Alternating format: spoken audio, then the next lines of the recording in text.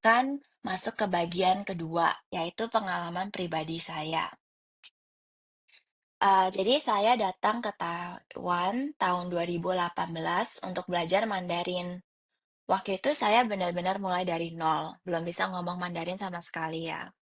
Awalnya saya cuma rencana belajar 6 bulan, tapi setelah belajar ternyata saya suka banget dengan bahasanya, jadi saya lanjut belajar lebih lama.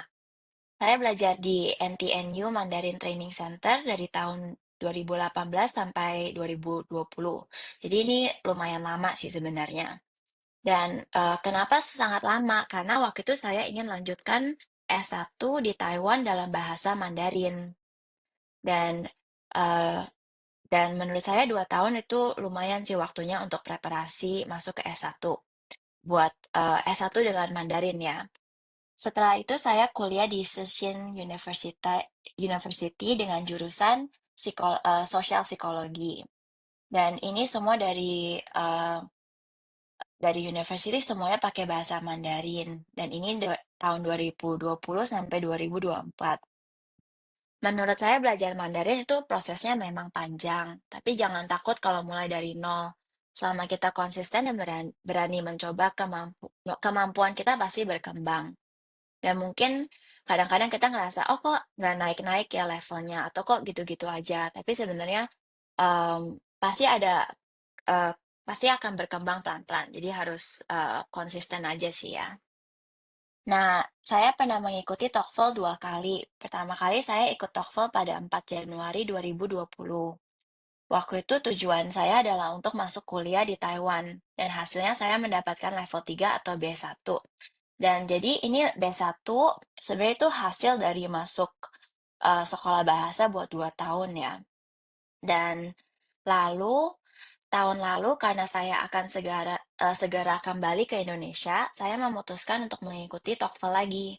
Tujuannya supaya saya punya sertifikat yang lebih baru dan bisa dipakai untuk mencari pekerjaan, terutama pekerjaan yang membutuhkan kemampuan bahasa Mandarin.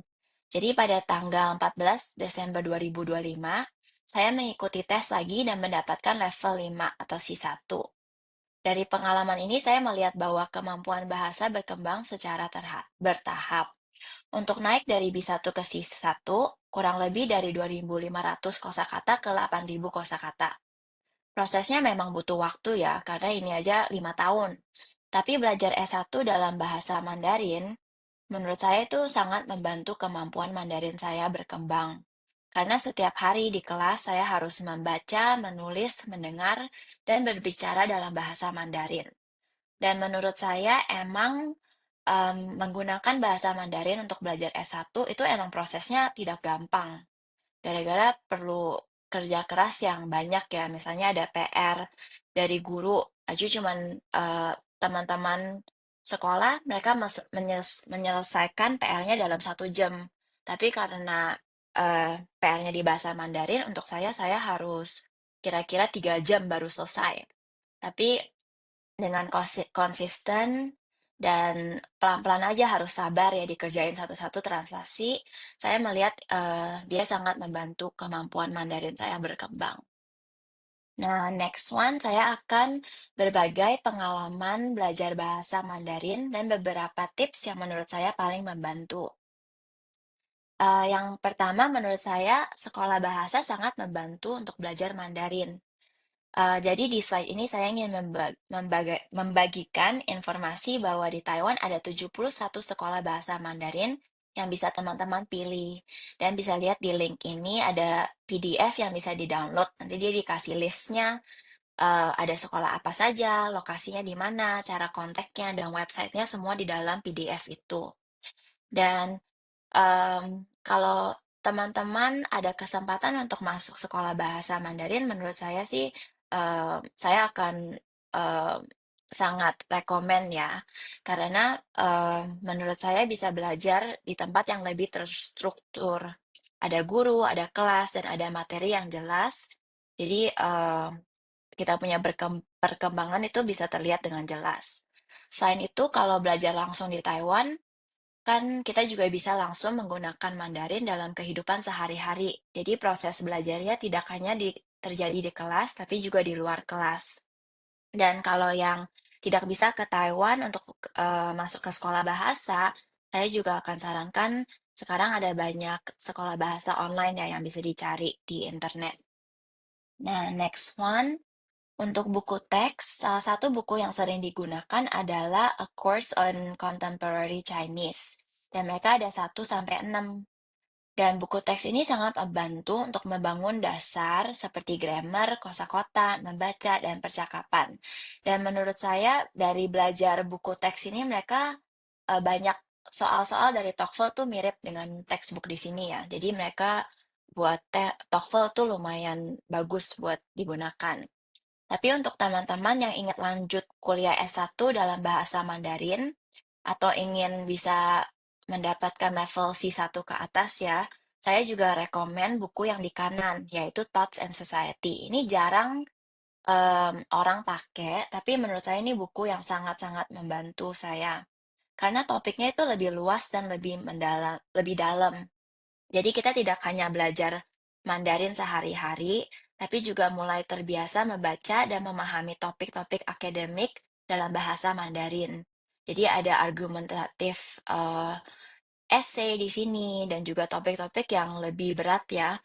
Jadi ini menurut aku yang Thoughts and Society buat teman-teman yang Mandarinnya sudah bisa lebih dalam dan levelnya lebih tinggi bisa menggunakan textbook ini. Nah, ketiga, salah satu hal yang sangat membantu saya adalah language exchange.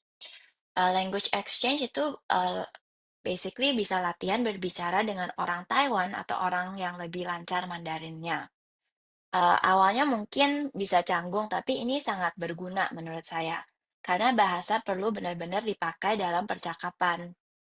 Eee, Waktu itu saya mulai language exchange karena saya sadar bahwa lewat sekolah Mandarin, saya tuh menulis Mandarin dan membaca Mandarin dan mendengar Mandarin itu lebih bagus dan lebih jago daripada ngomong Mandarin. Dan saya pikir kenapa ya Mandarin saya tuh kagok banget kalau mau ngomong, kagok banget. Dan karena saya realize itu speaking practice di sekolah bahasa Mandarin lebih jarang, lebih sedikit. Jadi, saya akan rekomen language exchange. Dan teman-teman bisa cari partner lewat grup Facebook atau komunitas belajar bahasa. Dulu saya ketemu satu language exchange dan kami latihannya seminggu sekali. Dan setiap kali itu 2 jam, 1 jam bahasa Inggris dan 1 jam bahasa Mandarin. Dan latihan ini melanjut selama 5 tahun. Dan sekarang saya menjadi teman baik dengan language exchange partner saya. Dan walaupun sekarang kita udah nggak language exchange lagi, tapi kita masih menjadi teman yang baik ya. Dan menurut saya untuk language exchange yang berhasil, yang penting adalah mencari partner yang punya tujuan yang sama, supaya latihannya lebih konsisten dan efektif.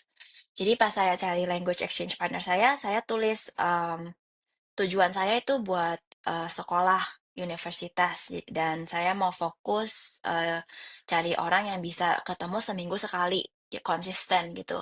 Dan pas banget ketemu, teman saya dan dia juga karena tujuannya ingin dalam pekerjaannya, eee, Inggrisnya berkembang, jadi dia juga mau konsisten seminggu sekali. Jadi kami juga dan dia juga dari language exchange Inggrisnya juga tambah berkembang banyak. Nah, untuk buat, ada extra tips buat teman-teman yang akan datang ke Taiwan, saya akan sarankan sebisanya mungkin coba berinteraksi dengan orang lokal dan taruh diri kita di situasi yang membuat kita harus menggunakan Mandarin. Jadi emang kalau datang ke Taiwan biasanya kan, kepingin cari temennya orang-orang Indo juga, atau enggak mungkin orang-orang asing yang bisa bahasa Inggris. Tapi menurut saya, kalau bisa cari teman-teman lokal, jadi orang-orang Taiwan. Jadi itu akan memaksa Anda menggunakan bahasa Mandarin. Nah, awal datang Taiwan saya sebenarnya juga dulunya takut sekali ya. Beberapa bulan pertama di Taiwan, saya sering makan di 7-Eleven doang, karena saya takut bicara dengan pelayan restoran. Saya takut kalau nanti tidak mengerti mereka ngomong apa dan takut tidak bisa jawab dengan benar.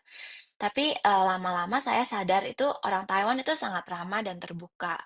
Dan misalnya kamu ngomongnya salah atau mungkin nggak jelas ya awalnya, mereka itu sangat, sabar ya dan nggak mungkin bilang, "Kok aku nggak ngerti?" Gitu. Mereka akan pelan-pelan nanya, "Oh, maksud kamu ini bukan?" Oh, dan jadi, sebenarnya itu mereka sangat baik kepada foreigners yang sedang, baru pertama kali belajar Mandarin.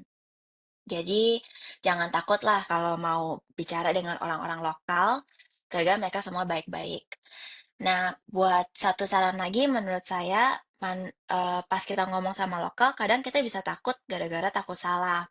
Tapi menurut saya Mandarin kita tidak harus sempurna. Yang penting berani mencoba dan bisa menyampaikan maksud kita. Dan semakin sering kita mencoba, semakin cepat kemampuan kita bisa berkembang. Jadi juga kadang-kadang kalau kita salah gitu, orang-orang teman-teman lokal mereka malahan bilang, "Oh, sebenarnya kamu bisa ngomongnya kayak gini," dan mereka akan memperbaiki Mandarin kamu on the spot, jadi kamu bisa langsung mempelajari, "Oh, yang benar itu ngomongnya bagaimana."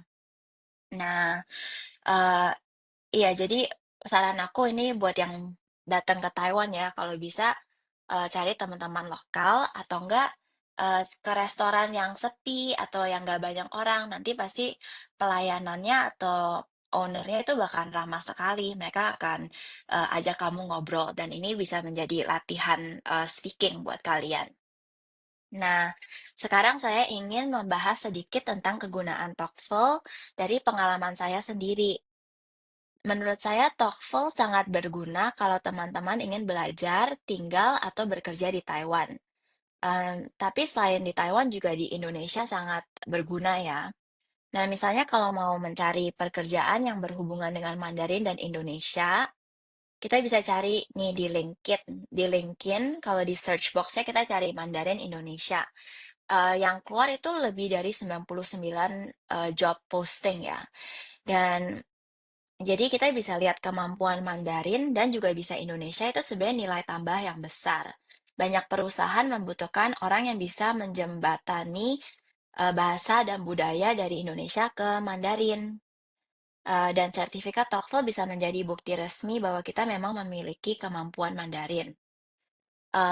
Dan LinkedIn ini juga bisa dipakai buat Indonesia kan, banyak yang sering pakai. Dan kalau untuk nyari pekerjaan yang hanya di Taiwan, saya akan sarankan Job Bank 104 Job Bank. Nah, ini bisa dilihat kalau aku cari Indonesia dan Mandarin, result search-nya itu sekitar 5.655. Jadi beneran em, buat nyari pekerjaan, TOEFL itu sangat berguna. Dan yang ketiga ini saya akan sharing bahwa, mmm, kadang-kadang juga kalau orang tahu kamu lulusan dari Taiwan dan Mandarinnya lumayan, bisa sampai, eee teman-teman misalnya teman-teman mama saya akhirnya tahu nih aku Mandarinnya lumayan. Mereka langsung ngechat mama saya dan bilang, eee tolong kirim CV dong, gara-gara, company kita itu sebenarnya perlu sekali orang yang bisa Mandarinnya, lumayan bagus dan juga bisa bahasa Indonesia. Dan jadi kita bisa lihat itu buat nyari pekerjaan akan lebih mudah ya menurut saya kalau punya, TOEFL, sertifikat TOEFL. Nah, terakhir saya mau sharing kutipan yang saya suka. Dia berkata, mempelajari sebuah bahasa berarti memiliki satu jendela tambahan untuk melihat dunia. Jadi, bagi saya belajar Mandarin itu bukan hanya tentang ujian atau sertifikat, tapi bahasa membuka cara berpikir baru, hubungan baru, dan kesempatan baru.